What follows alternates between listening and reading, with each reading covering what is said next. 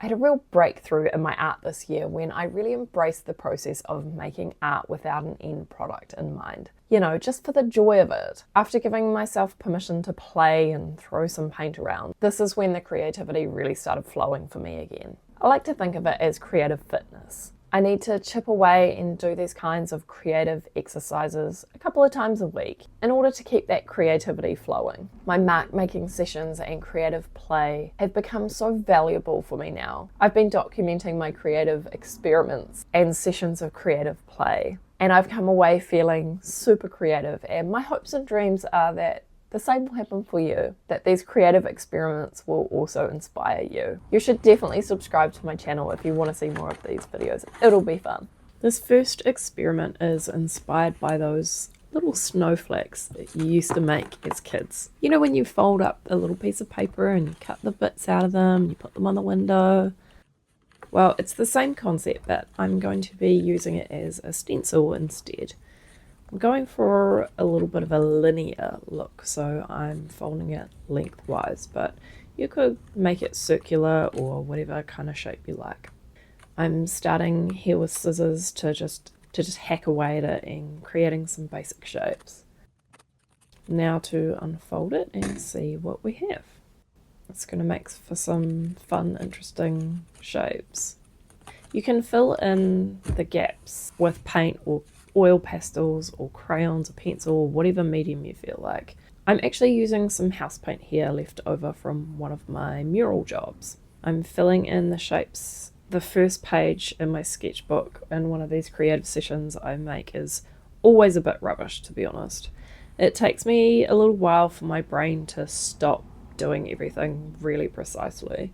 I'm starting to play with some little different techniques with the brush now, and I want to explore this dabbling situation some more, so I'm going to do it on the other side as well. Pulling off the stencil, and I really like what's happening. I'm looking at which marks I want to expand on a little more, maybe which ones inspire me, and so now I'm trying the dabbing and using that brush texture to not fill in each shape 100%. What do I actually use these for, and what's the point of these pages that I'm creating? There's two parts to it really.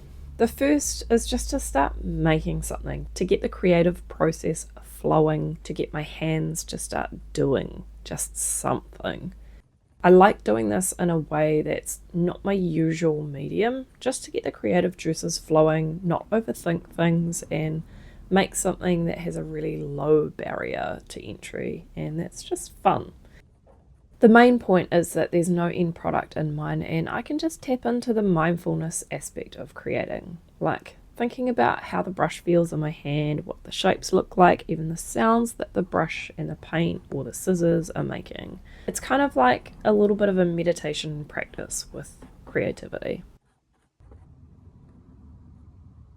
The next experiment is inspired from my last mark making video, which I'll link for you. I was going to put these egg cartons in the recycling bin, but then I saw the bottom of the egg carton and I liked the cute little shapes on there, so I thought it would be fun to make some marks from it. So thank you, Mr. Farmer Brown, for your delightful egg carton. So I'm not being precise about any of this, I just want the imprints, and as I said before, I may just find one mark that I really like.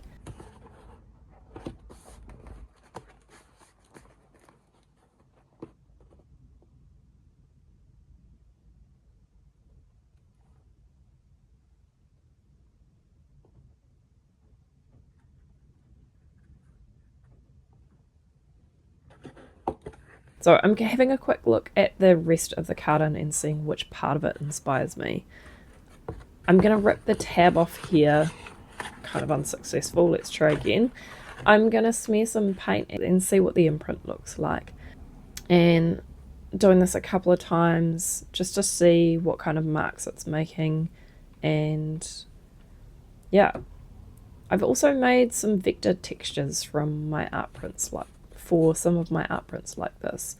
I've used them before. I've used some of the marks in textile prints as well, so it's really fun to play, and all the stuff I was going to throw away anyway, and now I'm just, and all of this stuff I was just going to throw away. The iteration part is really important, just to keep going again and again and see the variations. This is also echoed in my actual work when I'm illustrating for a client. Say I'm drawing a flower or a pizza or a seagull. I'll draw a whole page full of them and see which one I like the most after using a different pen or a different angle of the subject, or vary the style.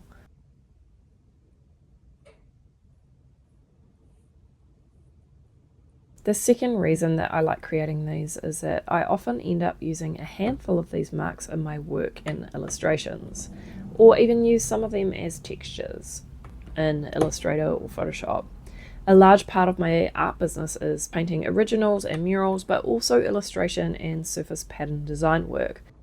I may not use anything except for one little mark on one of these pages. That one mark can inspire me to make a whole print or a whole mural design just out of that one thing. I fill in an entire page and just get one pattern from that page. That's amazing. Next up, I'm using a shell that I thought the print of this would be really interesting. Honestly, it's a little underwhelming at first, and I was not really that keen to keep going with it. There are certain areas that are kind of interesting, and I'm going to try the curved one. We call these scallops in New Zealand, and I like the curved one actually better. I keep making iterations without refilling the paint and just keep going.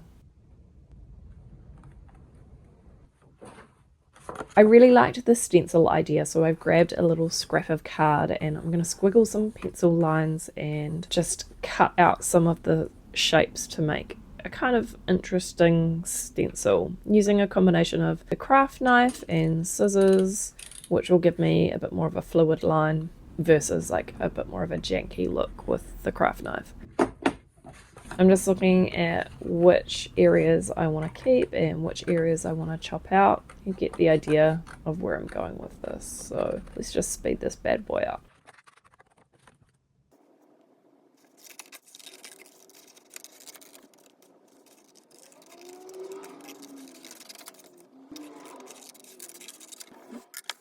Mark making for me is a bit like the root system of a plant. There's so much going on and different ways that the ideas can grow.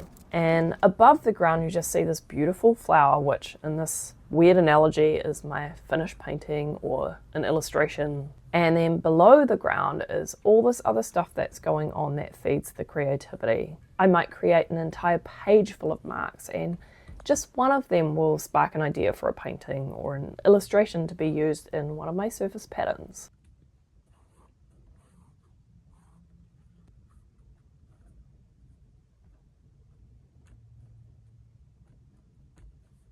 Now I think I'm going to layer the paint again a couple of times, so I'm going in with the navy using a little silicone spatula. I mean, I'm a little underwhelmed. There's a lot of bleeding and stuff going on, but that's kind of what you get for using cheap card.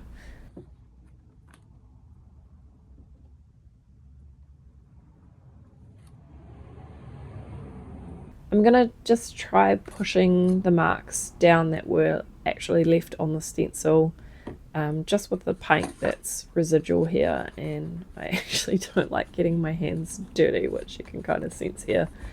I'm using another piece of paper, so I thought that was kind of like a fun little exercise.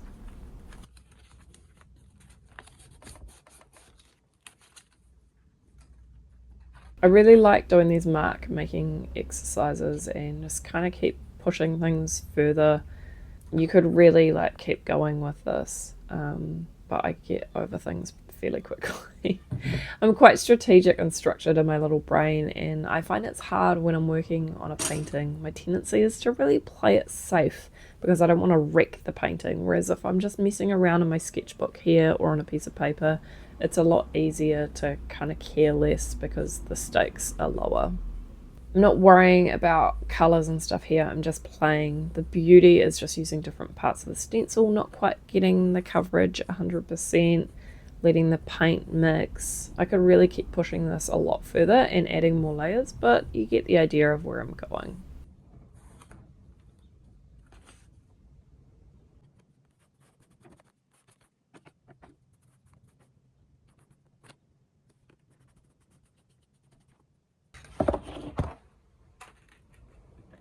This time I'm trying a little bit more of a linear stencil, and by all means you don't have to draw the stencil, but I kind of have fun with the drawing situation.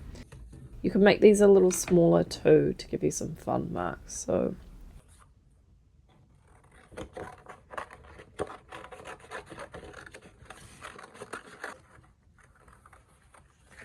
I was about to chop off the stencil, but I thought that I could use the negative as well, so I'm going to keep both parts. Let's try it out. So I'm just using some backing card from an old paper pad that I had. I was going to throw it in the recycling bin, but you know, we can always use it. I like the silicone spatula here and how it's behaving with the cardstock. It's soaking in a lot more of the paint. It's bleeding a lot less than my super cheap sketchbook paper.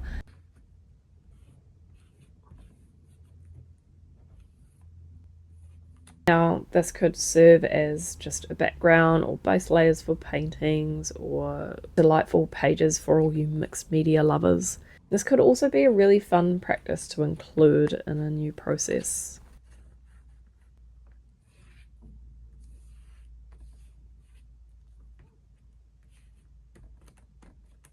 So I'm just using like the outside of the stencil as well, just using different parts. It's looking really fun now. I probably should have taken a photo about now of the marks, but I kind of forgot. I'm really deep in the flow here. I'll often take a photo or scan some of these experiments into my laptop and add to my library of marks that I've made in Adobe Illustrator. Having them all in one place kind of means that I can pull from a bunch of ideas when I'm creating a new print or design or an illustration.